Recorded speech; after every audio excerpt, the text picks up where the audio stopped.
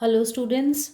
I am back here again with your last chapter, which we had started, that is your life processes. And in my last two videos, I have discussed about the nutrition, the one of the basic process of the life process, that is nutrition. And we had discussed about the nutrition in case of plants and animals.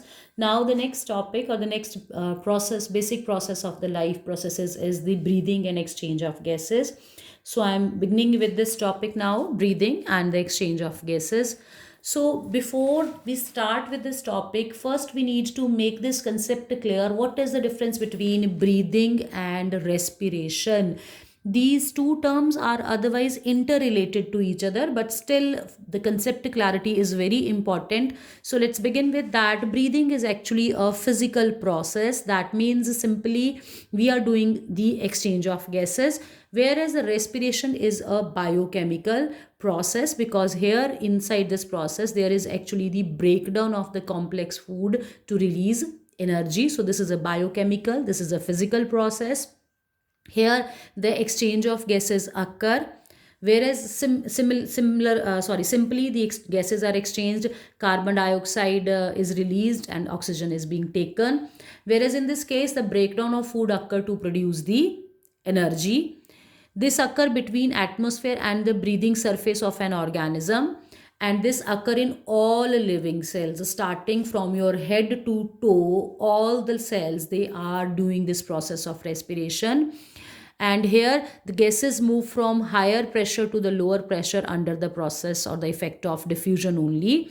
Simply the gases are moving from higher pressure area to the lower pressure area under the process of diffusion, whereas in this case the breakdown occur with the help of the different enzymes are being involved over here to release the energy. So let's begin with the process of respiration.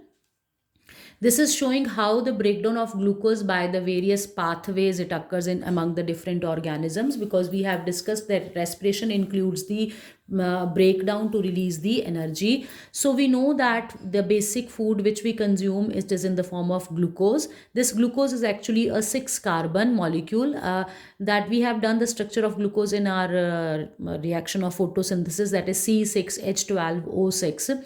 This glucose will first changes to the pyruvate, and this process of changing of glucose to the pyruvate, it occur inside the cytoplasm of the cell. And now from this further, this pyruvate, this is a 3 carbon compound, glucose is a 6 carbon compound. So if it is 3 carbon, it means one glucose will give rise to the 2 pyruvate molecules. So now this pyruvate, it will further release energy, but further the process of release of energy is different in different organism. The first case is in the absence of oxygen. There are certain organisms which are called as the anaerobes. That means they breathe or they respire, they live in the absence of the oxygen, they do not require oxygen. And one of the common example is a yeast. Yeast is also known as the baker's yeast, because the entire baking industry, the entire fermentation industry is dependent on the yeast. Now this yeast, it produces ethanol plus carbon dioxide plus energy in the absence of the oxygen. So in case of yeast, what they do, they changes the glucose to pyruvate and pyruvate into ethanol plus carbon dioxide plus energy in the absence of the oxygen. So all these fermented products, that means your epiphyse is there, that includes ethanol plus carbon dioxide and the energy. Then the second case is the lack of oxygen. So here in this case, that the glucose, it will first changes to the pyruvate, and that pyruvate will further present in the muscles of this reaction will occur in the muscles of the human body, and it will changes to the lactic acid and energy. Here no carbon dioxide is produced. So this is a condition when there is a lack of oxygen. That means normally this process will not occur, it occur only during the lack of oxygen. So now let's explain understand which condition is a lack of oxygen. So this is a condition when we are doing some continuous work, when we are doing the work on a continuous basis, and the muscles present in your cells, they are working continuously, they are producing energy continuously, but they are not getting the same supply of oxygen. So in that case, the muscle cells, instead of producing the energy in the presence of oxygen, they started in the lack of oxygen and will change to the lactic acid and energy.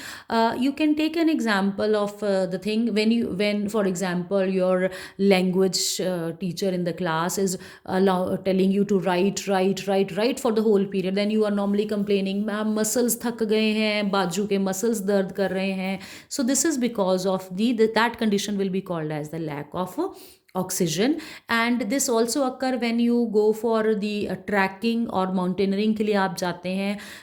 For example अगर हम कहें हम वैष्णो देवी जाके आए तो वापस आए तो हमने कहा टांगों में तो खलियाँ पड़ गई. So khalia means cramps. We call them as the cramps. So these cramps are actually the deposition of the lactic acid in your muscles. Because in that case, when you walk continuously, you need energy for your body, and the muscle cells are working very fast. So the muscle cells are not getting the sufficient amount of oxygen, and they will be changing to this lactic acid, and plus energy will be produced, and this lactic acid will result in the formation of the cramps in your muscles. And you normally find that within few days these cramps will get dissolve.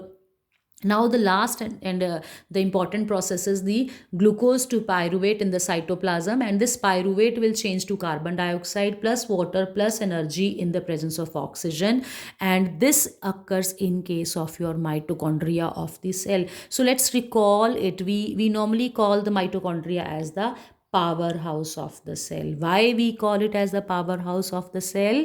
Because here actually this energy will be produced. The biochemical process, this respiration, it occurs, it get completes over here inside the mitochondria. So here the glucose changes to pyruvate inside the cytoplasm, and this pyruvate now enter inside the mitochondria, and inside the mitochondrial cell it will break down into carbon dioxide plus water plus energy.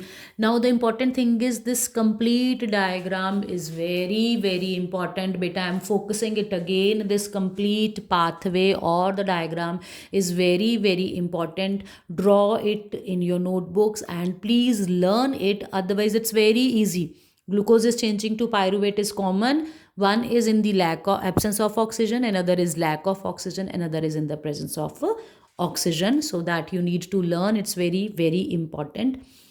Now the next one is there, that breathing in aquatic and terrestrial animals. So we normally find that the terrestrial organisms, their rate of breathing is slow as compared to the aquatic organisms, their rate of breathing is faster. Reason being, the amount of dissolved oxygen present in water is lower. This is the reason for that. The amount of dissolved oxygen present in water is lower, because simply we know that the formula of water is H2O. That means one molecule of water is having two atoms of hydrogen, one atom of oxygen. So when it will split, the amount of oxygen present will be less. So as a result of that, the aquatic organisms, they need to breathe double as compared to the terrestrial organisms. So their rate of breathing will be faster as compared to the terrestrial organism. This question is important because this is normally asked in your board exam.